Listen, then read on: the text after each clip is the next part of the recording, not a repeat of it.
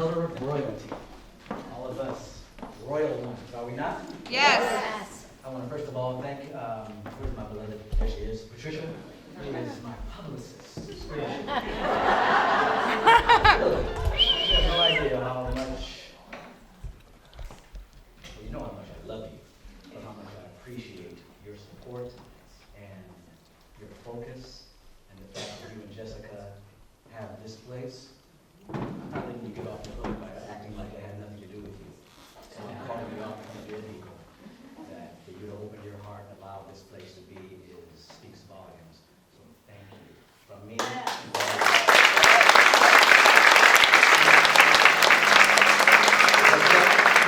You too. So thank you. And what are we talking about today? Being a happy learner. Now, guess who that came from? Patricia. She texted me and said, hey, I've got a good topic for you, a happy learner. I said, yes, that's perfect. I don't have to come up with anything. Because I don't like to come up with anything. I like to be spontaneous. I like to go into my heart, as this lady is going to describe in heart math, and let that radiance just flow. So, happy learning. Oh, first of all, I want to thank you for doing that reggae thing. Yeah. Really? Yeah. Really. Let me tell you what. When you were playing, when I came in, you asked, can we do this? I think Jessica asked me, would it be sacrilegious? Yes. That's what she said. Bob Marley was one of my mentors. So when you play reggae, I think of Third World, I think of Peter Tosh, I think of everybody who was planting seeds for our development. The encoded teachings in reggae. So right now I'm thinking of Bob Marley saying, in the abundance of water, the fool is thirsty. Think about that for a second.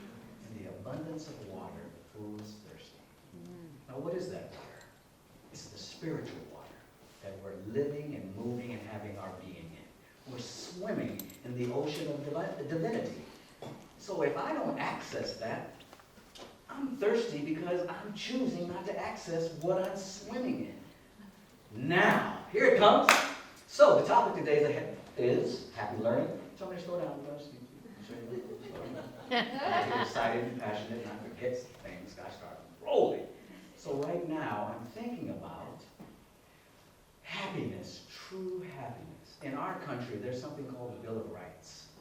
And in it, it says life, liberty, and the pursuit of happiness. Is that right? Yes. So the life they're talking about. So I'm going to mess with that a little and not let it be a political document. It's describing a spiritual process and the spiritual tools we have within us to have true happiness, as my colleague Jennifer Hadley wrote about. True happiness is true alignment with our real selves. Yes? Yes. It's not a mystery to anyone. So life is the life that we've been given by the Creator. So that life is already ours. We cannot even say, no, I don't want it. Nope, too late. You're already created in my image and likeness. I sent you forth. Go forth and live it. Now, liberty. What is liberty? Liberation. The awareness of my divinity, expressing it unabashedly, unhindered, unencumbered, allowing that to flow. I'm liberated when I identify with my Creator. All the gifts and talents that are in the Creator are locked inside of me. And all I need to do is turn to it. Well, turn this way. Turn to the left, the spiritual side, the feminine side, and acknowledge all that's within me is available to me when it's needed, which is also prosperity. Whatever's needed in a moment shows up. That's prosperity. So, now listen aside. Liberty, liberation, spiritual liberation. My brother wrote a book called Spiritual Liberation. How about that? Good book. You should read it. I know the guy. He's pretty good. All right. Cover myself. Liberation and the pursuit of happiness. Now, pursuit. Do we really need to pursue happiness? I looked it up in the dictionary. Pursuit means to chase, which means I have to go outside myself to get my happiness. That's a lie. And the father of lies. Real happiness, in my estimation, I'm going to do it this way. I am a student of life. had many chances and opportunities to travel in the world to see the same truth that we're speaking about right here in every religion, in every culture, in every temple, in every building made by divine principle or in harmony with the divine principle. What am I saying? I'm saying that I traveled to Egypt many times, and there's a river called the Nile. You heard of it? Yeah. Its real name is Happy. Think about that. And metaphorically, it is the union between Upper and Lower Egypt, which is our higher and lower self.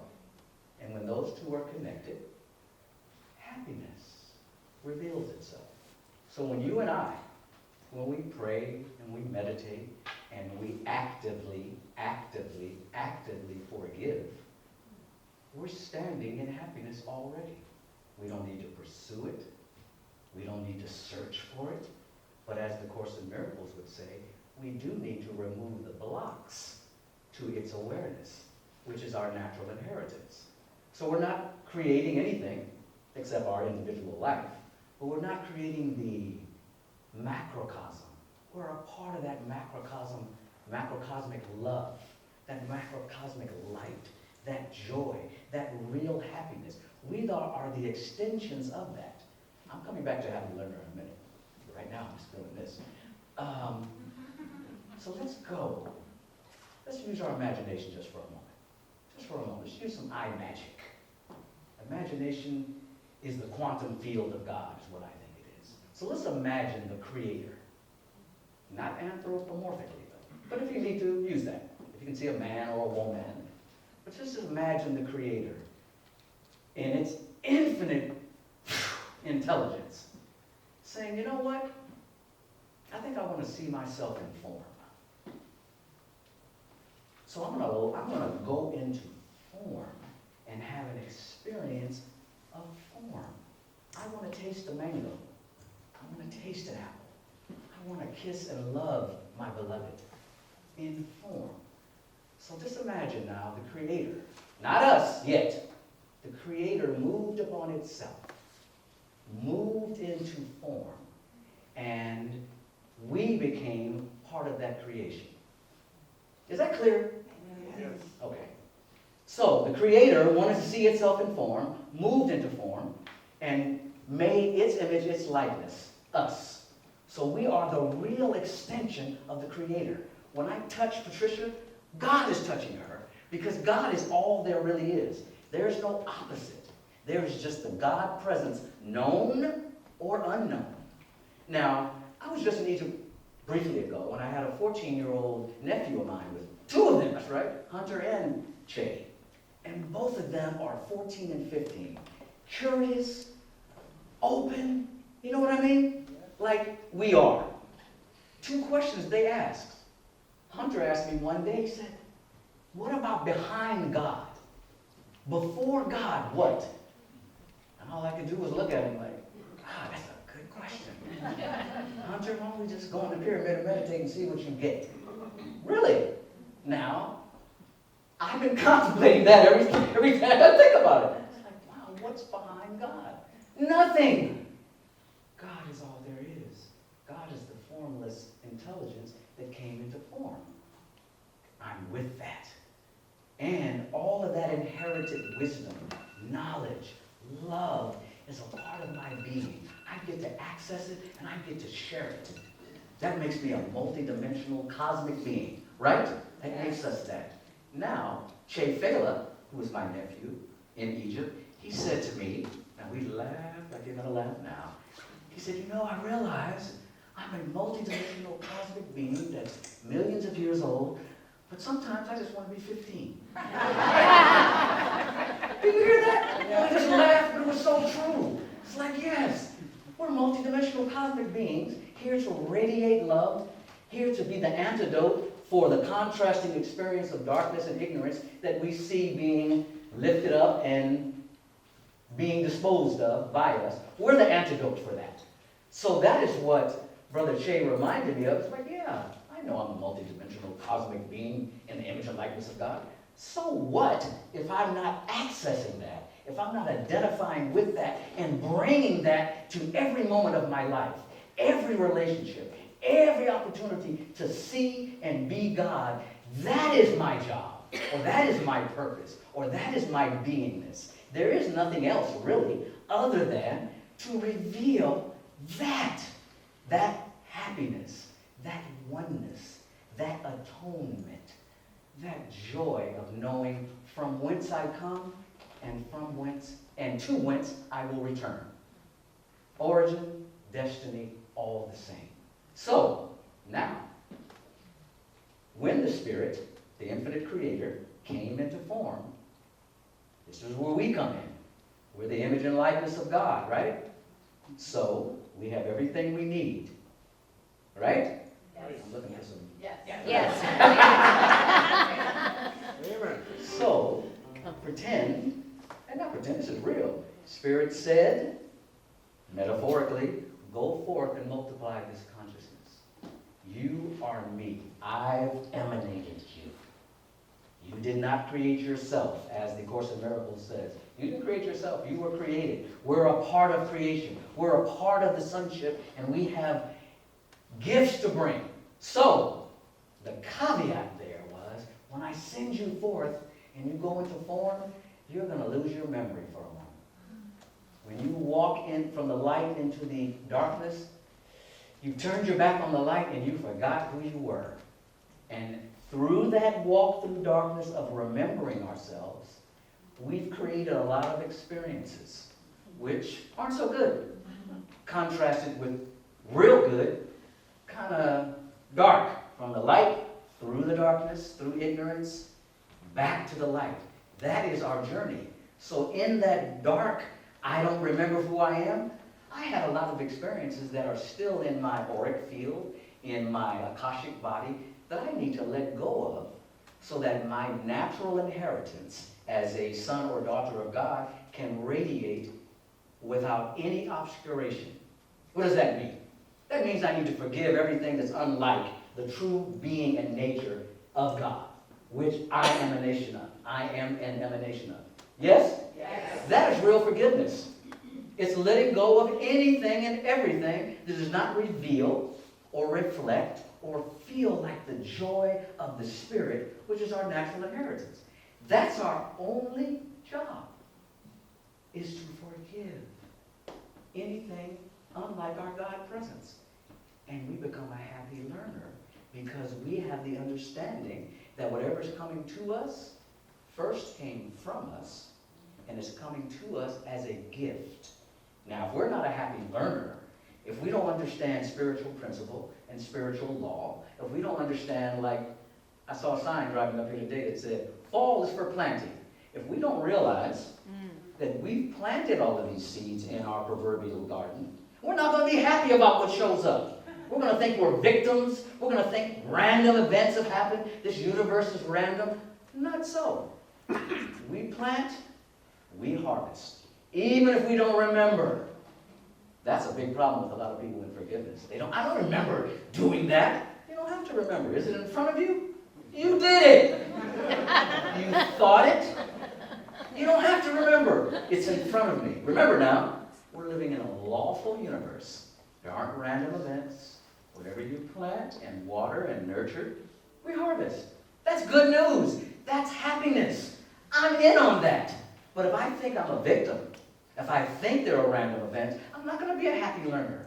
I'm going to be one of those victimized learners that, as kids we used to say, you're going to learn from the school of hard knocks.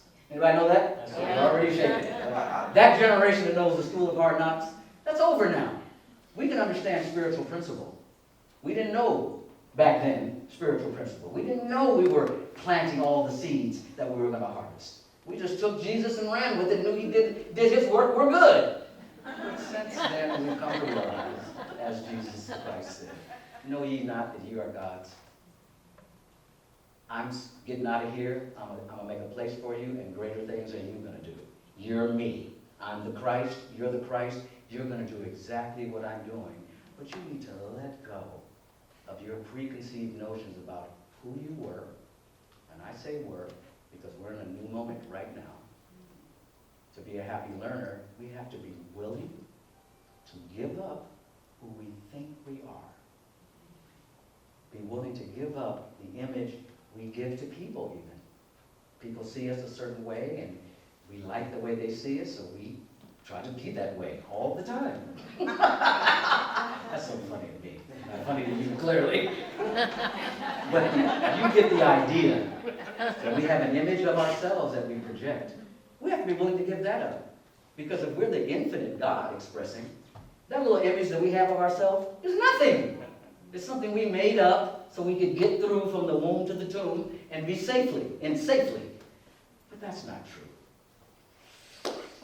Identity first, willingness second, unification, and then forgiveness.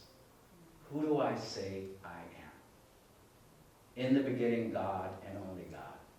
God created all of us spiritually.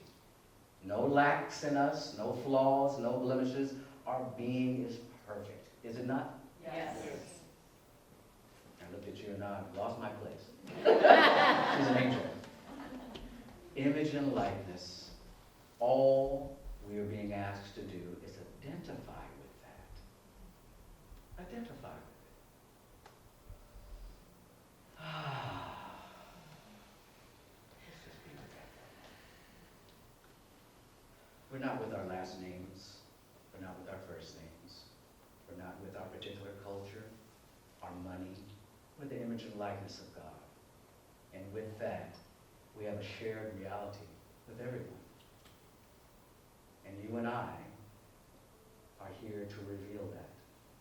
And anything that needs to be let go of, the Spirit will put it right in front of you so that you can see it as it truly is, the gift that it is, or the gift the person is, accept it, bless it, and keep walking as the image and likeness of God. There is nothing in front of us that is not for us. If we are willing to be a happy learner. Who's learning? Oh, okay. I wasn't even asking you that. That's good. Spirit doesn't need to learn anything except about physicality. Spirit is all-knowing, all-wise, all everything. And when it came into form as us, we had some learning to do because we had to adjust to physicality. We were so used to being in spirit, where we think and everything is there. And then we came into form and we had to do some work with that aspect of us called the ego that we decided to identify with. But no more. We now realize that the ego is just something that we use to get us in, to drive us around, to identify us, so I don't see a big blob of light. I see individual light workers. But it's the same light. So, that light is who we are. Where was that going? Happy learner. Learning. So we had to learn through physicality. And we had to remember that we're divine.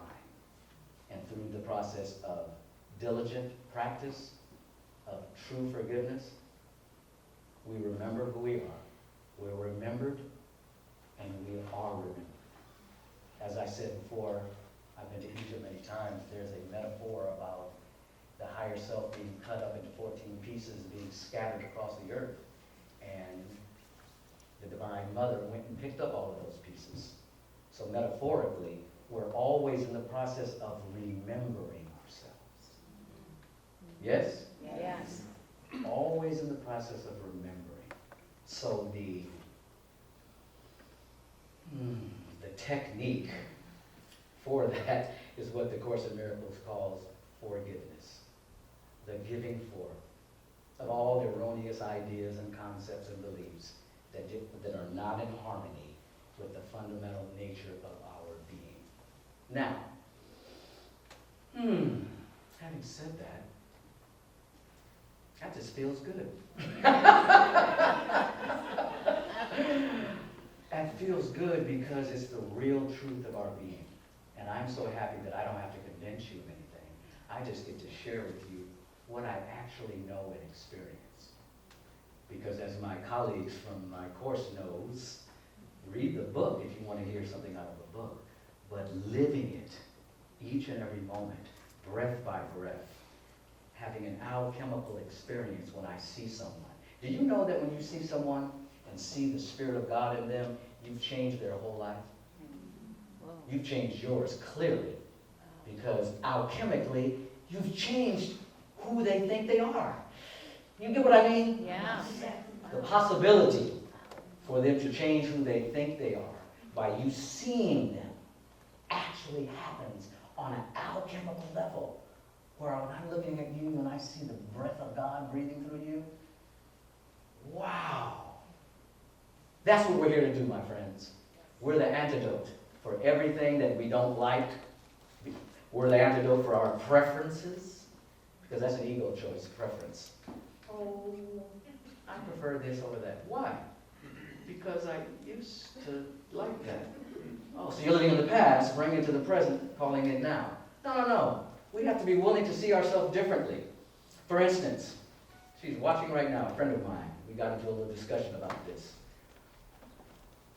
Let me say it right. Are you willing, let's just go forget the story. Are you willing to see yourself differently? Yes. Are you willing to have a different experience of your life? Yes. Okay, here it comes. I asked her to come to an event with me. I said, hey, we're going to see this. She says, no, I don't like those type of things. This is a minister now. So I looked at her. What do you mean you don't like those type of things? How do you know? You've never even been there. You get my point. My point is, as soon as we lock down on a particular identity or a particular like or dislike, we've closed ourselves off from the 99% that wants to flow to and through us.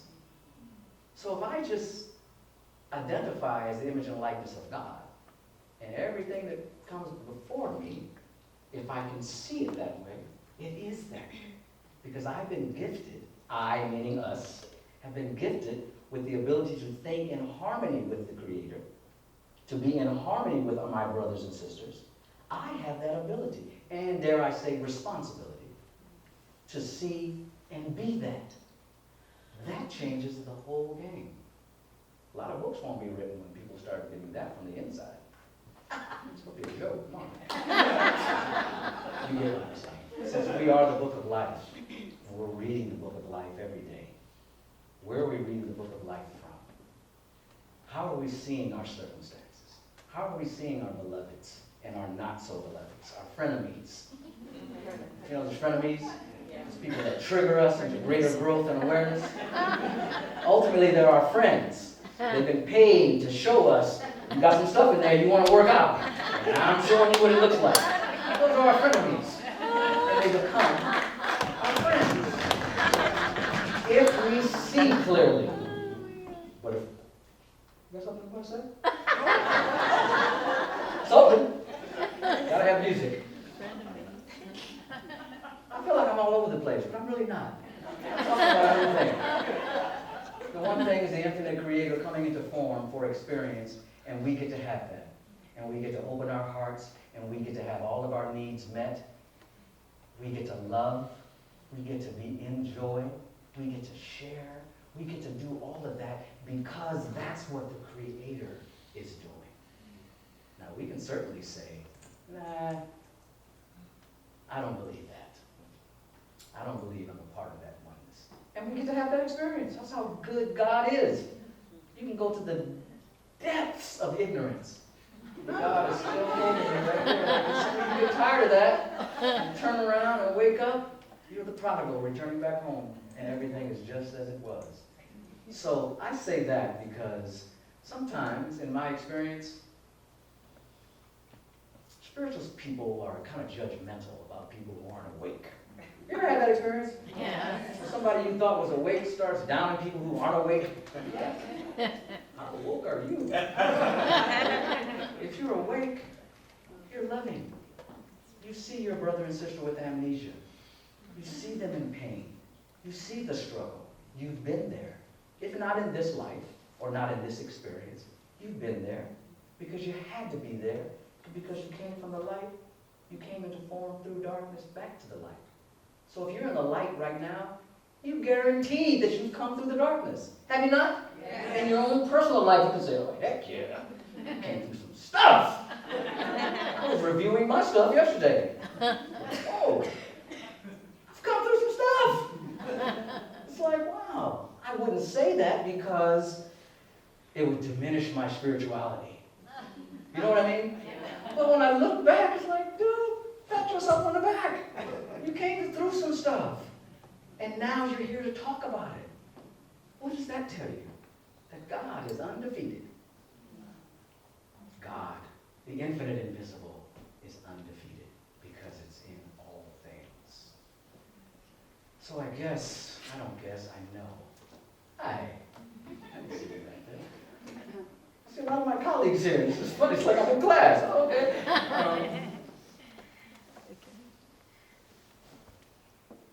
Yes. In order to be a happy learner. Identity first. Who do I say I am? The Creator created me.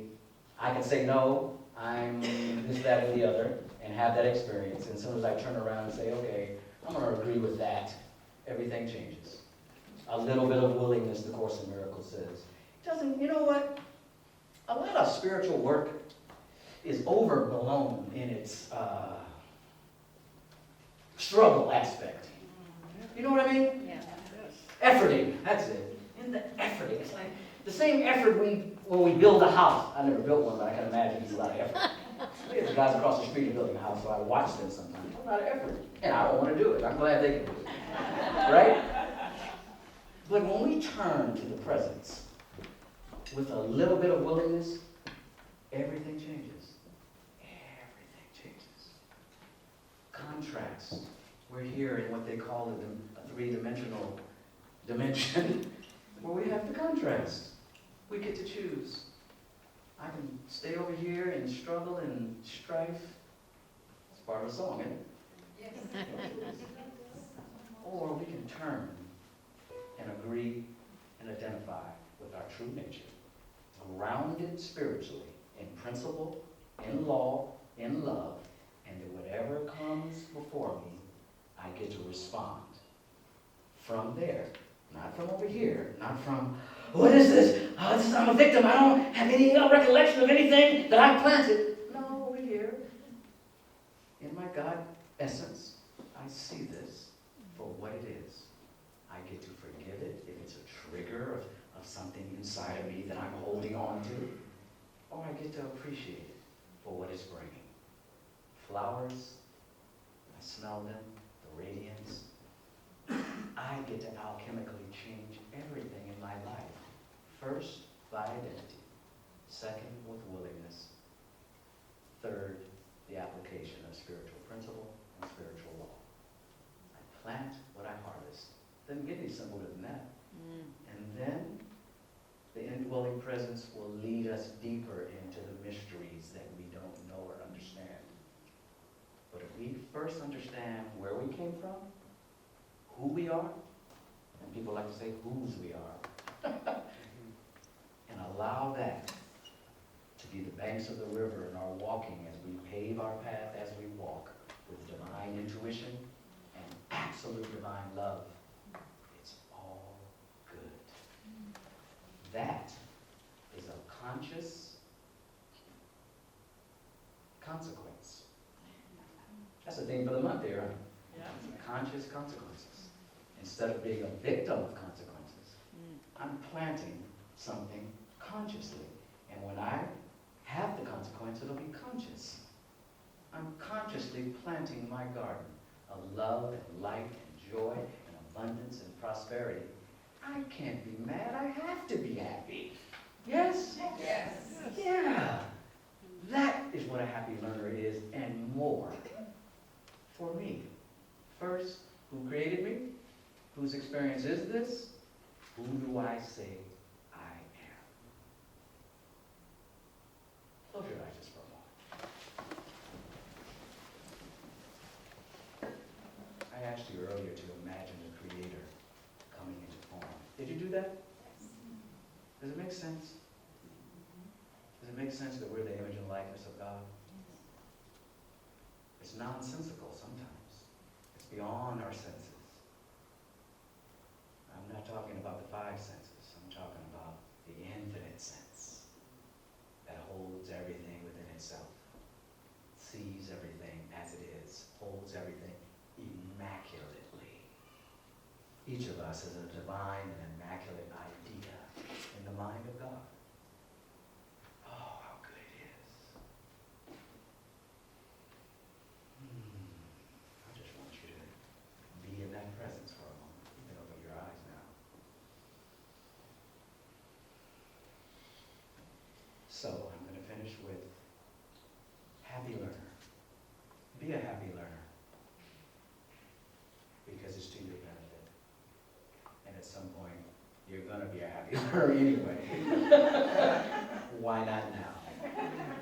Why not just send out an SOS for yourself and say, okay, everything that comes to me is for me, for my transformation, for my ascension, for my atonement.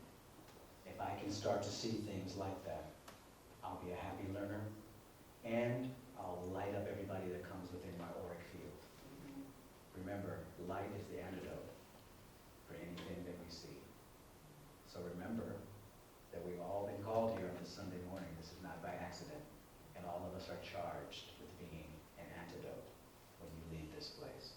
Heart open, in alignment, fearless, passionate, alive, and allowing spirit to just be its cosmic crazy self. Crazy in the true sense. You haven't given me 2 minutes yet, have you? Yeah. It is? Okay. So I thank you for allowing me to remind you and remind myself from whence we come and to where we're going. And the practice of forgiveness, the practice of real intentionality, the practice. I'm a practitioner by training through religious science.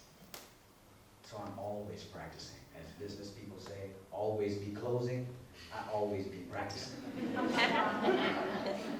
And everyone is a practitioner. Whether you're licensed or not, you're practicing something. You might be practicing fear. You might be practicing ignorance. You might be practicing doubt. Today, if you were, that's over. Now we're consciously planting the consequences and the harvest that we want to receive. That makes us in harmony as the image and likeness of God. How about that? Yes. I love it.